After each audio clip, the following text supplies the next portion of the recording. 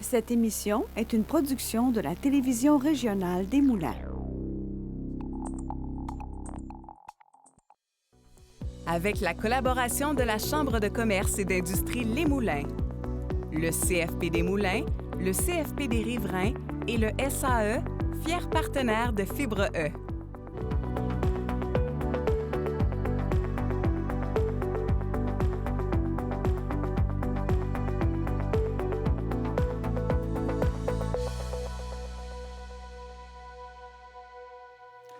Bienvenue à Fibre E. Madame Danielle Perrault voulait un projet pour sa retraite. Elle a donc décidé d'ouvrir une chocolaterie et sa belle-fille Sarah Labrec s'est jointe au projet. Depuis 17 ans, la chocolaterie Choco Chocolat est présentée à Joliette et elle est maintenant administrée par Sarah Labrec et Nathalie Bélanger, que nous avons le bonheur de recevoir ici même pour nous parler en fait de leur histoire entrepreneuriale. Alors, mesdames, bienvenue à Fibre E. Bonjour. C'est un plaisir de vous accueillir. Déjà 17 ans que la chocolaterie existe. Vous êtes dans un domaine qui est assez le fun. Je vous dirais que recevoir des gens comme vous qui parlent de chocolat, c'est pas rien. Ça doit être trillant. Totalement. Ah, tout à fait. Bon, alors donc, si tu permets, Nathalie, je vais débuter par Sarah, parce que je veux savoir, Sarah, de ton côté, tu n'étais pas du tout dans le monde du chocolat, tu étais dans la dentisterie, en fait, là, tu étais dans le monde des dents, là. Oui. Tu as étudié là-dedans, toi, c'est ce que tu voulais faire, là. J'ai étudié là-dedans, technicienne dentaire. J'ai travaillé dans ce domaine-là pendant 2-3 ans environ. OK. Puis là, ta belle-mère, de son côté, oui. elle parlait de quoi? Elle parlait de dire, j'aimerais ça partir une business, quoi. Comment ça s'est passé, tout ça? Oui, c'est ça. Dans le fond, Danielle était intéressée depuis longtemps d'avoir une petite entreprise. Donc, elle cherchait en fait quelqu'un avec qui démarrer une petite entreprise. Okay. Donc, moi, par rapport au métier que je faisais, j'aimais plus ou moins ce que je faisais. Tu t'es rendu compte que c'était je me suis rendu pas compte ça que c'était pas tout à fait ce que je recherchais. Okay. Puis, c'est ça, dans le fond, je me suis lancée avec Danielle. Je trouvais que c'était un beau projet parce qu'on parlait justement soit petite boutique, chocolaterie, au départ, ce genre. Ça a-tu parti au départ avec une boutique et tout ça? Ou c'était vraiment c'était ouvert au public? Ou... Oui, c'était vraiment une petite boutique chocolaterie. On ne transformait pas sur place. Okay. Mais on avait vraiment produits chocolatés de tout genre. Ouais. Puis c'est ça, on vendait, on avait pignon sur rue, puis on vendait du chocolat. Donc, déjà fait dans la région. OK. Donc là, tu es avec elle là-dedans, oui. Vous êtes associés ensemble. Les années passent. Elle, c'était, on le disait en entrée de jeu, un projet de retraite. Oui. Donc, elle, aujourd'hui, elle s'est retirée. Elle s'est retirée. Vient quand même nous aider une fois de temps en temps. Okay. Elle vient faire son petit tour, mais elle s'est retirée. Et là, de ton côté, Nathalie est là. Oui. Et Nathalie, pour toi, il y a un lien entre les deux ou... Oui, dans le fond, ma belle-mère Danielle, c'est la belle-mère aussi de Nathalie. Mon Dieu, c'est une vraie histoire de famille, votre affaire, là. C'est une histoire de famille. C'est bien le fun, ça. Donc, nos deux conjoints sont c'est les fils de la... Oui, des fondatrices. Oui, bon, mais écoute, ça reste pas loin, là. Qu'est-ce qui fait que toi, tu faisais quoi, toi, avant? Moi, j'étais une enseignante au secondaire. Donc, moi aussi, je savais que j'aimais pas, que j'allais pas faire une carrière complète dans l'enseignement. Pourtant, c'est un métier tellement le fun, passionnant, facile. Hein? Oui, mais avec les temps qu'on vit actuellement, ça ne doit pas être évident non plus. On retrouve dans l'entrepreneuriat qu'il n'y a pas dans l'enseignement, mais c'est le contrôle de qu'est-ce qu'on fait. L'enseignement, c'est un système. Ouais. Moi, c'était difficile pour moi de faire ça. Puis j'ai préféré m'orienter ailleurs que de déprimer. Et là, il arrive cette opportunité-là où tu dis à Sarah, écoute, moi, j'ai un intérêt ou c'est... Oui, bien moi, j'ai pris une année sabbatique de l'enseignement. Je m'en allais à l'ITHQ en cuisine. Apprendre ça. Puis là, bien, elles m'ont proposé de me joindre à elles dans le projet. Puis, bien, j'ai laissé tomber le THQ. J'ai embarqué là-dedans. Puis, dans le fond, au départ, c'était pour être en fabrication avec Sarah. Puis, Danielle, elle, s'occupait de l'administration, des clients, des fournisseurs, tout ça. Puis éventuellement, quand Daniel a pris sa retraite, là, dans le fond, il fallait déterminer qui allait prendre ses tâches. Puis il y avait seulement moi qui était intéressée. Donc, là, je me suis dirigée vers ça. Puis on a tu fais plus le côté gestion, administration. Exactement. Et tout ça. Tu es plus dans la production, la recherche, développement de nouveaux produits, tout ça de ton côté. Donc, vous vous complétez bien tous les deux, là. Très bien, oui. Okay. Quelques employés qui travaillent avec vous, qui gravitent autour de vous maintenant? Vous en avez combien, là? Oui, donc on a une dizaine d'employés. Une dizaine d'employés, quand même? Oui. Quand même, ça va bien, là. Oui. On a une belle équipe. Dans le fond, ils sont 4 chocolatiers à temps plein. Chocolatiers glaciers, parce qu'on fait aussi de la crème glacée artisanale. Ils sont 4 à temps plein, plus l'équipe en boutique, les employés temps partiel pour les événements. Donc, on est bien fiers de ça. Comme on dit, vous ne chômez pas. Non, on ne chôme pas. Le chocolat est à l'honneur. Donc là, de votre côté, vous êtes devenu entrepreneur. La vie vous a emmené vers ça. Est-ce que vous vous étiez toujours vu entrepreneur? Est-ce que vous vous étiez toujours dit, un jour, je vais être à mon compte, sans nécessairement être ensemble et tout ça? Ou... Pas nécessairement, non. Ah non? Non. C'est vrai? Non. Ça l'est devenu au fil des années, mais nous, on voulait vraiment une petite boutique, offrir un produit de qualité. On se voyait vraiment plus comme des artisans. Donc, peut-être pas tout à fait le côté entrepreneur, mais... ça a pris quelques années avant qu'on réalise qu'on était des entrepreneurs. On s'appelait même pas entrepreneur. On n'avait même pas réalisé ça. Donc, c'est venu plus tard. Puis, quand on a pris conscience de ça, ça a changé un peu notre plan d'affaires, notre façon d'orienter notre entreprise. Puis ça l'a amené un développement aussi. Là, la croissance a commencé à être plus rapide à partir de là. Le fait de... Là, je rentre un petit peu plus dans le vif du sujet, mais le fait que vous êtes de la famille, vous êtes dans les mêmes réceptions de Noël, puis les parties de famille, puis les fêtes, inévitablement... Là, vous avez des conjoints respectifs qui sont 2 frères et tout ça. Est-ce qu'il arrive des fois que vous avez à prendre des décisions? La maman n'est plus vraiment active au niveau des décisions. C'est plus vous autres, maintenant, qui gérez votre business, comme on dit. Est-ce que ça arrive des fois que les conjoints s'en mêlent puis vous orientent? Ou est-ce que ça vous emmène... Tu sais, des fois, il arrive des situations de conflit, des fois... Parce que, bon, on n'a pas nécessairement les mêmes idées ou la même vision de où on veut aller. Est-ce que c'est quelque chose qui arrive ou vous êtes capable de segmenter ça? Je pense qu'on est capable de segmenter ça. Puis vu qu'on a moi puis Nathalie, on a la même vision, ça n'arrive pas, ce genre de situation-là. Les conjoints, on est aussi propriétaires de nos immeubles. Et puis, les conjoints ont surtout été sollicités pour venir donner un coup de main aux réparations de tout genre. Donc, Donc c'est votre main-d'œuvre, c'est vos hommes à tout faire, là. Mais vous prenez les décisions en ce qui concerne la chocolaterie. Les décisions, Bon, mais tant mieux, c'est parfait. Vous faites une bonne équipe de cette façon-là. Parce que des fois, quand on est amis puis on veut se lancer en entreprise, bien, des fois, ça vient tuer l'amitié parce qu'inévitablement, on se rend compte qu'on n'a pas nécessairement la même vision. Ce n'est pas votre cas, vous, de votre côté. Qu'est-ce que vous souhaitez maintenant que vous êtes défini entrepreneur puis que vous le réalisez aujourd'hui, vous avez assumé pleinement ce rôle-là? C'est quoi que vous souhaitez pour la suite des choses? Bien, nous, on a amorcé quand même un grand virage. Là. Dans le fond, il y a 2 ans, on a acheté une bâtisse patrimoniale dans le centre-ville de Joliette qu'on a rénovée, qu'on aime d'amour. Et puis, cette bâtisse-là est à peu près 6 fois plus grande que nos anciens locaux. Donc, c'est à partir de ce moment-là qu'on s'est dit qu'il fallait quand même peser sur la pédale. Donc, c'est sûr qu'on a des projets quand même de croissance. On a ajouté le département de crèmerie artisanale. Donc, c'est vers là qu'on s'en va. Oui. Donc, vous avez développé d'autres niches, dans le fond, pour accentuer que les gens viennent vous voir davantage, puis occuper l'ensemble de la surface que vous avez là. Oui, parce que c'est beaucoup plus grand. C'est très important pour nous, le lieu, puis d'être un endroit... une référence à Joliette, puis un endroit que les gens veulent fréquenter. On est dans le centre-ville.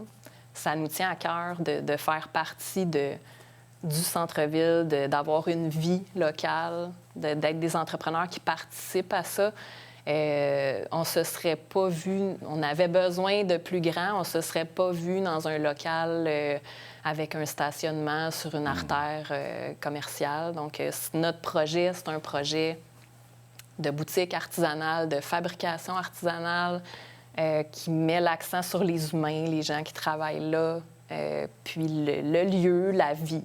C'est notre projet. C'est vraiment en lien avec la communauté. Vous vouliez être près de la communauté, puis c'est ce que vous faites actuellement. Vous avez cette passion-là qui vous habite, on le ressent. Est-ce que vous le savez, ça? Bien, merci. Bien, merci. C'est bon. Nous, on le sait, mais c'est le fun de savoir que ça transparaît. Parce que c'est pas toujours facile à tous les jours être entrepreneur, mais... Ouais. Non, mais disons-le, les gens qui nous écoutent à la maison et qui disent « OK, j'aimerais ça, moi, faire le saut, moi aussi, puis me lancer en affaires », est-ce qu'il y a des conseils que vous leur donneriez? Est-ce qu'il y a des chemins différents que vous prendriez aujourd'hui avec l'expérience que vous avez acquise? Je pense que je ferais la même chose.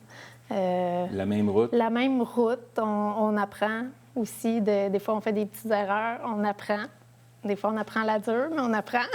Ouais. Fait que moi, je pense que... De se faire confiance. Oui. D'avoir un projet, de faire confiance à son idée, à son projet. C'est sûr, en prenant les conseils de gens qui peuvent nous aider à développer, mais il y a beaucoup de gens qui vont vous dire « t'as juste à faire ça, tu peux ajouter ça à ton projet. » Mais de se faire confiance...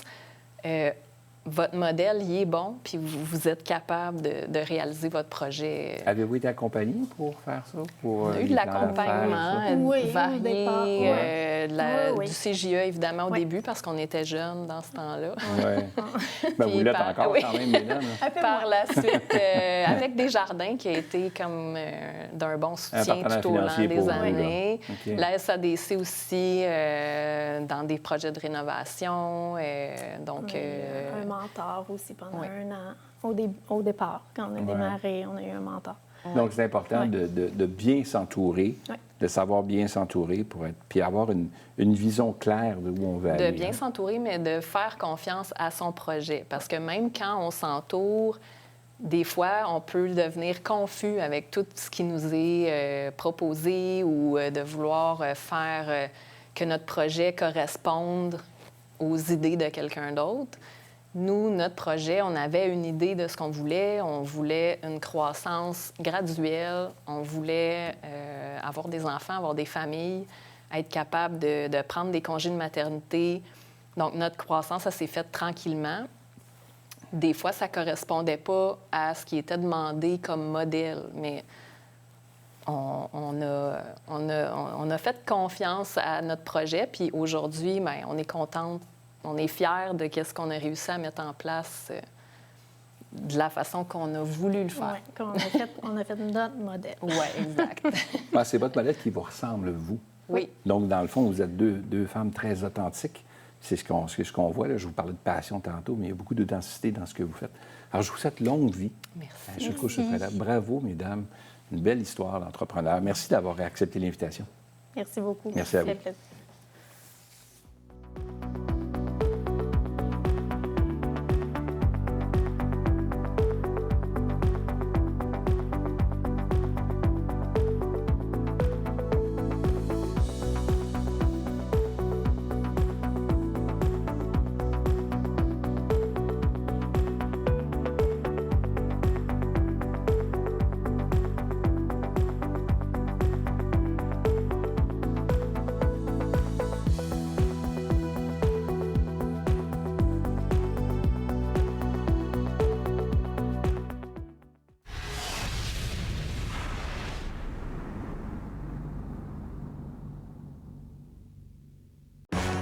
Tu as une idée d'entreprise, mais tu sais pas par où commencer.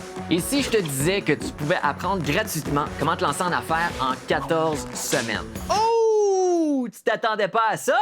Le programme Lancement d'une entreprise. Puis ça se passe en ligne. Tu as juste à te connecter au bon moment et porter des vêtements. Arrête de rêver. Let's go!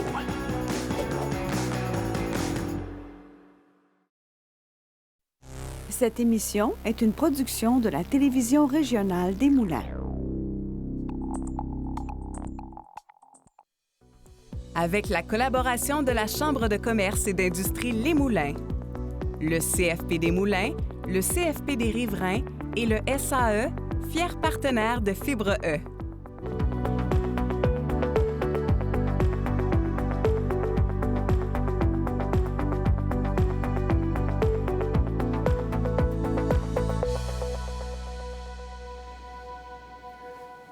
Bienvenue à Fibre E. Après des années d'hésitation professionnelle, il se lance dans la réparation de machines à espresso, inspiré par son père entrepreneur et son amour pour les objets mécaniques. En pleine pandémie, il saisit l'opportunité pour créer son entreprise, qui connaît d'ailleurs un succès croissant. Aujourd'hui, il revient sur son parcours, ses défis et la vision qui guide son projet de l'atelier Caféco. David Vaillancourt, bienvenue à Fibre E. Merci. Très content de te recevoir. Je te tutoie parce qu'on se connaît déjà depuis longtemps. Tu es partenaire aussi de la Chambre de commerce avec nos cafés découvertes et tu fais découvrir ton café d'ailleurs quand tu viens à ces fameux cafés découvertes-là. Alors, merci d'être là. Merci encore une fois d'avoir accepté l'invitation. Je trouvais ton parcours intéressant. Tu es un jeune entrepreneur qui n'était pas nécessairement voué à devenir entrepreneur dans ta tête. Puis là, pouf, tu es devenu par le fait même entrepreneur, donc on va en parler un peu. Parfait. Atelier Caféco, donc l'entreprise que tu possèdes aujourd'hui. Moi, ce que je veux savoir, qu'est-ce qui fait que tu as choisi le café pour partir une business? En fait, je n'ai pas choisi le café en tant que tel. Le café est venu un petit peu après. Okay. J'ai choisi les machines à café. Et okay. Ça, le pourquoi c'est venu, c'est de métier. En fait, je suis mécanicien diesel. Donc, j'ai étudié là-dedans en sortant du secondaire, étant un grand amateur d'automobile. Je me suis dit, pourquoi pas aller dans ce qui est ma passion première, l'automobile. Donc, j'ai fait ma première erreur de vie, si je peux dire. J'ai choisi le salaire avant tout. Donc, j'ai décidé d'aller en mécanique diesel parce que c'est quelque chose qui est plus payant. Comme mécanicien? Comme mécanicien, exactement. Okay. D'emblée en général. Donc, j'ai fait plusieurs années dans ce domaine-là. Puis, j'ai absolument pas aimé ce métier. J'ai tout essayé. J'ai vraiment fait là, des concessionnaires. J'ai été mécanicien d'autobus. J'ai fait du service routier. J'ai même été aux pièces, spécialiste des pièces dans une grande entreprise. Donc, j'ai décidé de vouloir lâcher ça. Puis, rassembler mon amour pour les beaux objets mécaniques. Et c'est suite à ça là, que, oui, effectivement, je me suis lancé dans la machine à espresso. J'ai vu qu'il y avait une demande là. Puis, de fil en aiguille, j'ai décidé de créer Atelier Caféco, là, puis de rassembler ma passion pour les beaux objets et les beaux objets utiles là, ensemble. Donc, tu pars comme entrepreneur. Est-ce que tu avais, là, tu étais salarié, évidemment, tu étais mécanicien, tu avais cette notion-là des appareils. En fait, tu aimais jouer là-dedans. Tu étais quelqu'un que tu considères manuel. Tout à fait. Donc, tu aimes bisouner avec tout ça. Quand tu as décidé de te lancer comme entrepreneur, l'idée est venue comment? En fait, c'est en travaillant dans le monde du café, j'ai atteint mon paroxysme, si on peut dire, dans le monde de la mécanique. J'ai voulu vraiment faire différent. J'ai été dans le monde du café. J'ai appliqué à peu près n'importe où qui faisait du café. C'est un endroit qui vendait des machines à espresso, qui cherchait un technicien. Donc, je me suis dit, bon, technicien, machine à espresso. J'ai toujours aimé le café. J'ai toujours aimé la culture du café, surtout prendre un bon temps. Donc, j'ai été là-dedans, puis j'ai vu qu'il y avait un besoin dans cette entreprise-là, surtout avec la pandémie qui est arrivée, parce que les bureaux étaient fermés, beaucoup d'endroits sur la route pour prendre un café étaient fermés, donc les gens se sont achetés des machines, beaucoup en grand nombre. La culture café à la maison a beaucoup augmenté depuis la pandémie, les 5-6 dernières années, je dirais. Puis, bien, c'est là que j'ai vu un besoin. Puis, je me suis dit, bien, c'est le temps de me lancer là-dedans. Ma fille venait de naître. C'était le bon moment de partir, de faire un changement. Puis, bien, je me suis lancé dans l'entrepreneuriat, dans le monde de la machine à café, la réparation. Il y a beaucoup de demandes dans le monde du café en tant que tel, le café, le produit. Mais pas autant qui réparent les machines. Exactement. Donc, beaucoup de machines se vendent, mais là, les gens, quand il arrive un bris quelconque, ils disent « OK, je m'informe où, je fais quoi? » Donc, tu voyais un potentiel là, tu voyais une niche que tu voulais exploiter de ton côté. C'est exactement ça. Tout en gardant cet aspect manuel que tu aimais, là. Exactement. Fait cocasse, je lisais, fait cocasse, c'est ton épouse qui est infirmière de métier, oui, qui, elle, a décidé d'aller suivre un cours qui s'offre, d'ailleurs, le cours Lancement d'une entreprise. Ils sont d'ailleurs partenaires de Fibre E, les fameux CFP, les centres de formation professionnelle que je salue d'ailleurs, Les Moulins et le Riverain, qui offrent le cours Lancement d'une entreprise. Donc, ton épouse est allée suivre le cours. Tout à fait. Elle a suivi le cours, tout bonnement. Les deux, on aime beaucoup acquérir plus de cordes à notre arc, si on peut dire. Donc, elle a suivi le cours, puis c'est là qu'il y a eu l'information qu'avec cette formation-là, on pouvait avoir accès en fait, à une formation, pas une formation, une subvention. Exactement, qu'on appelle la STA. Donc, elle savait que je voulais moi-même partir en entreprise. Elle m'a dit, bien, pourquoi pas, déjà, de un, on se fait un plan d'affaires, on quadrille un peu, si on peut dire, notre déroulement, comment partir l'entreprise. Puis c'est là, ensuite, que j'ai suivi le cours moi-même, puis avec ce cours-là, j'ai eu accès à la subvention. Puis de fil en aiguille, bien, c'est comme ça que j'ai parti à Atelier Caféco. Donc oui, c'est un peu grâce à elle, et je la salue d'ailleurs, Amélie. Un gros merci, là, parce que c'est vraiment elle qui m'a aussi beaucoup appuyé, là, pas seulement qui m'a montré que c'était possible, mais qu'en dehors de ça... ton fan, ton plus grand fan, probablement, c'est ta plus grande fan. Donc, là, tu suis ce cours-là. Par la suite, tu sais qu'il y a une subvention qui existe. Cette subvention-là te permet d'avoir pendant 1 an un salaire qui te permet, toi, de pouvoir te consacrer à ton entreprise pour éventuellement en vivre. Exactement. C'était ça le but, là. C'était ça le but. Et initialement, tu as eu ton congé parental parce que tu as eu aussi... vous avez eu un petit poupon là, pendant ce temps-là. Donc, là, tu pars.